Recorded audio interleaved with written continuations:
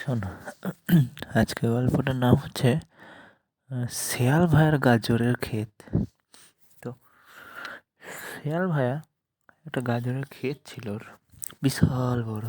আর সেইবার গাজরের ফসলও খুব ভালো হয়েছিল, চমৎকার দেখতে দেখতে গাজরের ফসল হয়েছিল।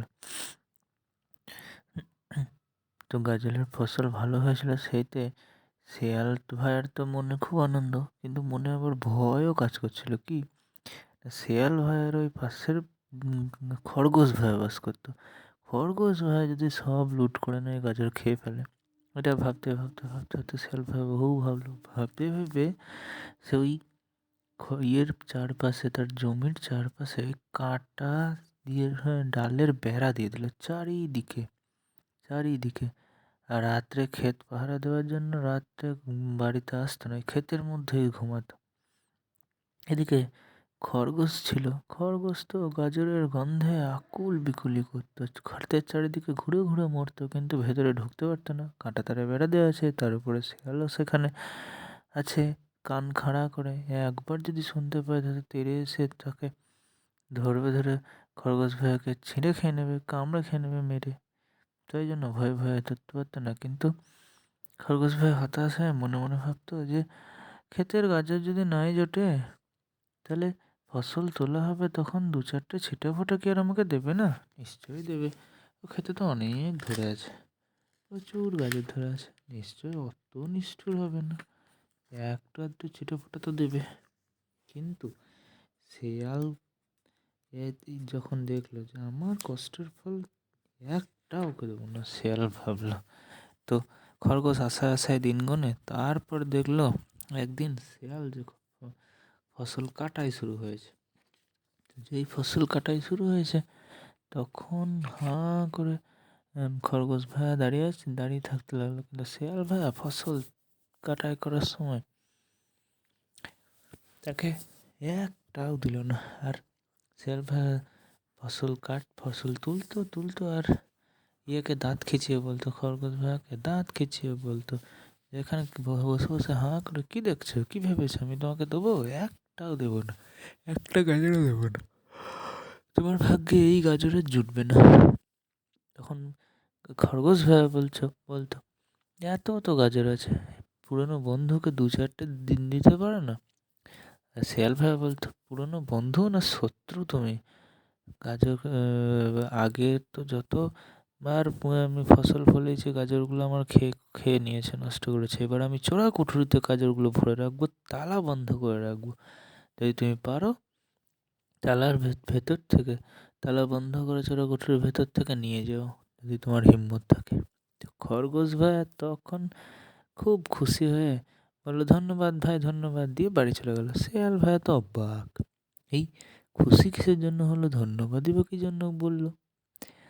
তো খরগোশ ভাইয়া তো কিছু বুঝতে পারলো না। আর এদিকে তারপর বোঝা বোঝা গাজর কাঁধে তুলে তুলে তুলে তুলে শেয়াল ভাইয়া এসে ওই চোরা কুঠুরির মধ্যে জমাতে লাগলো। তো একদম প্রচুর চোরা কুঠুরির মধ্যে বিশাল প্রচুর পরিমাণ গাজর এসে ইয়ে করে জমিয়ে তালা মেরে রেখে দিল।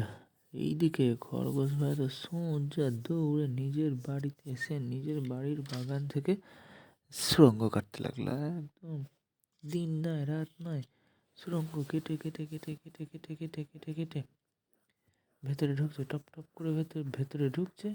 আর ভেতর থেকে ইয়ে করে, ভেতর থেকে কি বলে, মাটি, ভেতর থেকে মাটি কেটে কেটে নিয়ে আসছে।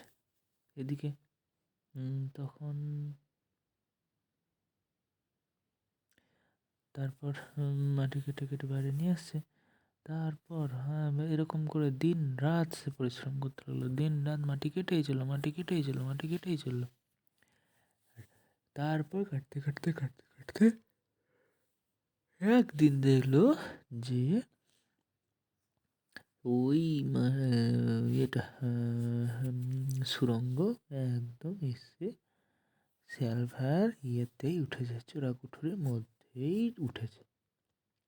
দিয়ে মাথাটা উঁচু করে ওই ফুটো দিয়ে ঢুকে যখনই সে শেয়াল ভাইয়ার মধ্যে চোরাকুঠির মধ্যে এলো, সে দেখলো যে বিশাল প্রচুর পরিমাণ গাজর, আর টকটকে লাল গাজর, একদম পাকা পাকা। সঙ্গে সঙ্গে সে উঠেই নিজে কয়েকটা টুপটাপ টুপটাপ টুপটাপ কয়েকটা পেট ভরে খেলো। খাবার পর সে তার ওই সুড়ঙ্গ দিয়ে আবার গেল, গিয়ে বউ বাচ্চাকে নিয়ে যত ঝুড়ি ছিল সব নিয়ে এলো। নিয়ে এসে ঝুড়িতে ভর্তি করে করে ভর্তি করে করে সারা রাত ধরে খরগোশ গিন্নি আর তার বাচ্চা আর খরগোশ মিলে ওই সুড়ঙ্গ দিয়ে সে নিজের বাড়িতে গাজরগুলো নিয়ে আসতে লাগলো সারা রাত ধরে। এদিকে শিয়াল ভাই তখন মনের সুখে চাবিটা পকেটে পড়ে নিশ্চিন্তে ঘুম মারছে, যে আর তো কেউ কিচ্ছু করতে পারবে না, আমার গাজরে একটা কেউ নিতে পারবে না। তারপর করতে করতে করতে করতে একবার কি ওই শিয়াল ভাইয়ের বাচ্চাটা খুব খুব করে হেসে ফেলেছিল। যেই না হেসে ফেলেছে, শিয়াল ভাইয়ের সেই তখন হালকা করে ঘুম ভেঙে গেছে। কিন্তু ঘুম ভেঙে গিয়ে তারপরে সঙ্গে সঙ্গে শিয়াল ভাই নিজের পকেটে হাত দিয়ে দেখছে চাবি তো তার কাছে আছে। তারপরে যখনই দেখলো চাবি তার কাছে আছে, তখন সে দেখলো তাহলে চোরাকুঠুরিতে কিসের আওয়াজ? তাহলে ওটা কোনো আওয়াজ নয়, কারণ তো তালা মারা আছে, চাবি তো তার কাছেই আছে, সুতরাং কেউ তো নিয়ে যেতে পারবে না। শিয়াল ভাই তো বুঝতে পারছে না যে সুড়ঙ্গ কেটেছে ওরা। তখন আস্তে আস্তে শিয়াল ভাই আবার ওইদিকে মুখ ঘুরে শুয়ে পড়ল। আর এদিকে তারপর খরগোশ ভাই আস্তে আস্তে সব গাজর নিয়ে হাওয়া। তারপরে এই গাজর সব যখন নিয়ে যাওয়া হয়ে গেল, তখন ওই ইয়েটাই কি বলে, ওই তোমার সুড়ঙ্গটা আবার মাটি ভরে একদম বুঝিয়ে দিল। তারপর বুঝিয়ে দেওয়ার পর মনের সুখে ঘুমিয়ে গেল। এইদিকে পরের দিন সকালে যখন ভোর হলো, শিয়াল ভাই তো চোরাকুঠুরিতে চললো তালা খুলতে। আর যেই না তালা খুলতে চলেছে, তখন তালা খুলেছে আর তো মাথায় হাত, একই কাণ্ড!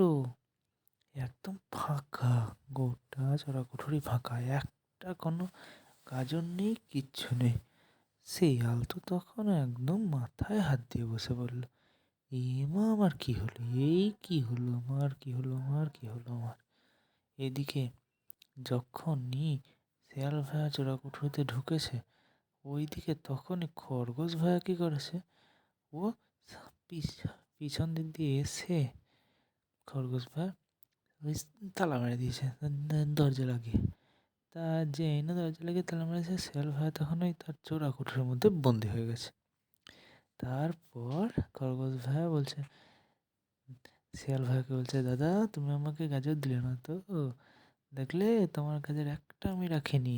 তুমিই তো বলেছিলে যে যদি পারো, বুদ্ধি থাকে, তাহলে তালা মারা অবস্থাতে চোরাকুঠুরি থেকে নিয়ে যাও। তো আমি সব নিয়ে নিয়েছি, তোমার গাজরগুলো তো খুব মিষ্টি, খুব মিষ্টি। এদিকে শিয়াল রাগে আগুন, সে দরজায় কিল ঘুষি চড় মারতে লাগলো, দরজা ভেঙে দেওয়ার তাল করলো। খরগোশ ভাই বললো, মেজাজ করো না দাদা, আমি চললাম চাবিটা এখানে রেখে। শিয়াল ভাই বললো, খুলে দাও বলছি। খরগোশ ভাই কোনো মতেই খুলে না, লাফিয়ে চলে গেল। এদিকে শিয়াল ভাই বেচারি অন্ধকার চোরাকুঠুরিতে মাথায় হাত দিয়ে ভাবতে লাগলো, কি করে আমি এখান থেকে বেরোবো। তারপর খানিকক্ষণ পর ভাল্লুক ভাই শিয়াল ভাইয়ের সঙ্গে দেখা করতে এসে তখন দেখছে শিয়াল ভাই তো ঘরের মধ্যে কাঁদছে, আর এদিকে দরজায় তালা মারা, দরজা লাগানো, চাবিটা ওখানেই রাখা আছে। তো ভাল্লুক ভাই তখন কোনো রকমে তালা খুলে তাকে বার করলো। যেই না বার করলো, তখন রেগে আগুন শিয়াল ভাই, তখন সে ছুটে গিয়ে খরগোশ ভাইয়াকে পাকড়াও করবে সেই ভেবেছে। ভাল্লুক ভাইয়া তখন অনেক কষ্টে তাকে আটকালো, বললো, এই দেখো, গোয়ারের মতো কাজ করো না, ও কিন্তু খুব বুদ্ধিমান, তোমাকে কিন্তু একদম নাজেহাল করে রেখে দিয়েছে। সুতরাং তুমি যদি আবার করতে যাও, ওর সঙ্গে বুদ্ধিতে পেরে উঠবে না। এইভাবে কোনো রকমে শেয়ালকে ও থামালো। শেয়াল দেখছে যে সত্যিই তো ওর থেকে প্রচুর বুদ্ধি, কি আর করবে সুখে দুঃখে। তখন সে শেয়াল আর কিছু করতে গেল না। আর এদিকে খরগোশ ভাই তো মনের আনন্দে ও গোটা শীতকাল জুড়ে গাজরের ঝোল খেলো। এই খরগোশ ভাইয়ের গিন্নি গাজরের ঝোল রান্না করতো, আর বাচ্চা কাচ্চা নিয়ে গোটা শীতকাল জুড়ে গাজরের ঝোল খেলো, আর মনের আনন্দে গান করতে লাগলো। গাজর খেয়ে জোর বেড়েছে গায়ে, নাচবো সুখে গাইবো সুখে ঘুরবো ডানে বাঁয়ে। কত সুন্দর না? ওকে, ঘুমাও আমার।